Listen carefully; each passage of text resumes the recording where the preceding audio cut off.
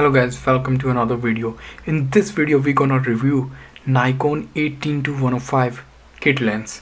So here is how it looks like. So when it is at 18 mm, then the aperture is 3.5, and when it goes all the way till 105, then the aperture is 5.6. So this lens is kind of a all-rounder super zoom lens. You can cover really nice focal length in this because 18-105 is a very useful focal length. And this is quite lightweight. It's not very heavy. It's around 350 or 360 grams, which is quite less compared to 18-200. I also have the 18-200 with me. This is a very heavy lens. It's around 550 or 560 grams and very big as well, very bulky as well to carry. But this is quite compact and quite small.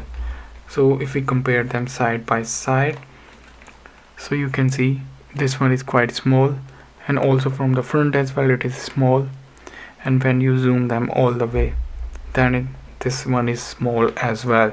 But in terms of focal length, you get half the focal length compared to 18-200. In that one you can go to 200, in this you can go till 105. But still this is a very useful focal range, because with this one at 105, when the aperture is 5.6, you can still get some nice background blur. You can, if you are close to the subject, you can still get nice out of focus background.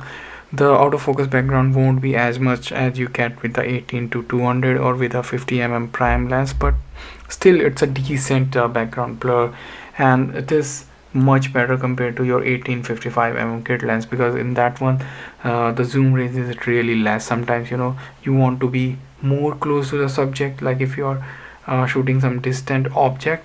So in that situation this would be very useful. So I would highly recommend this lens to you guys if you are if you want to go on travel. So this is really good for travel photography, and also like if you are a hobby photographer, for street photography as well, this is very good. You can take some really nice candid photos with this lens on your camera if you are on a street. And beside that, the image quality out of this lens is actually pretty good. Actually, it is quite a sharp lens. Like even at 105, the sharpness is quite good actually. Even though it is a plastic lens, and people actually on the internet, they talk a lot of shit about this lens, that it is not that great, but indeed this is actually a great lens because it's very cheap as well. Like if you want to buy this lens, I think you can get this for like 90 or 100 US dollar used, which is a really good price for this lens, even though it is plastic mount. But if you are using it carefully, it works fine. It won't do any damage unless you bang your camera onto something. I'm gonna put like the photos that I've taken with this camera, and I'm also going to put the video that I have taken with this lens. And in the video you would be able to see the field of view.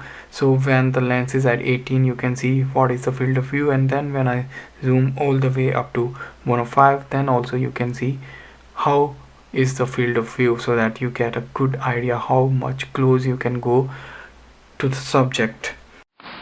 Hello guys, now the audio that you are listening is directly from the camera, and right now I am at 18 mm. So I will slowly zoom and try to go close to this tree that you see in the picture. So now I am at 105. So at 105 you can see how close I can go.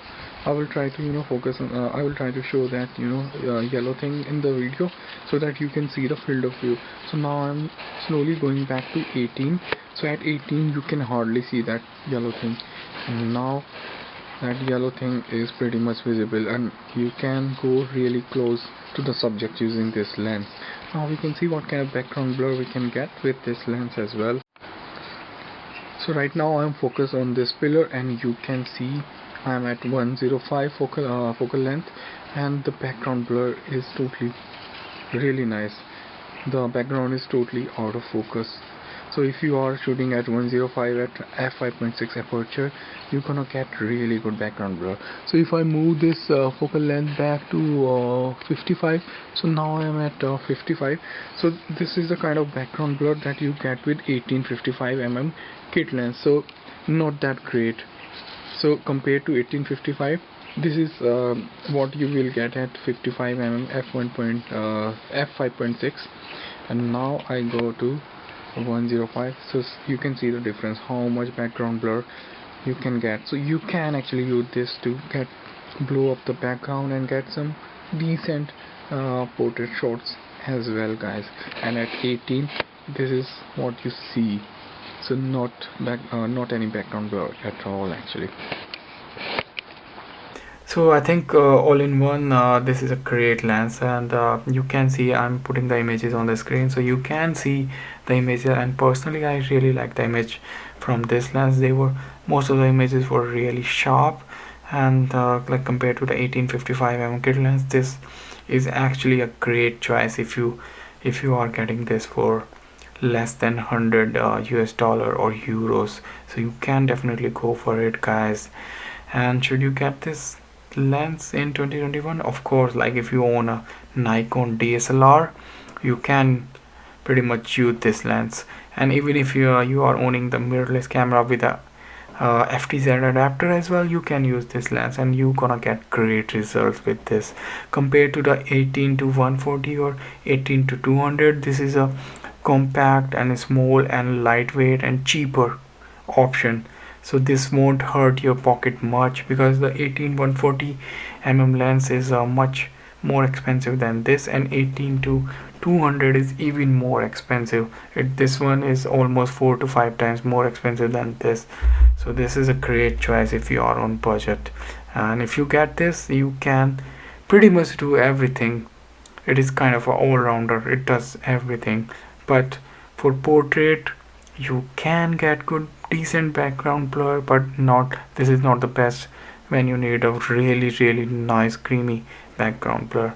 Okay guys, I hope you liked the review for this camera. You have checked out the image and the videos as well taken with this, so you can judge for yourself if you want to get this or not. If you haven't subscribed my channel, please do subscribe, because I post a lot of useful photography reviews and also tutorials as well. So if you are interested, you can also join me on Instagram. You can see my ID over here in at the bottom of the screen. And if you have any question, you can comment down below or go to my Instagram ID and send me a message there. I always reply to each and every one of you guys. Okay guys, then I will see you in the next video.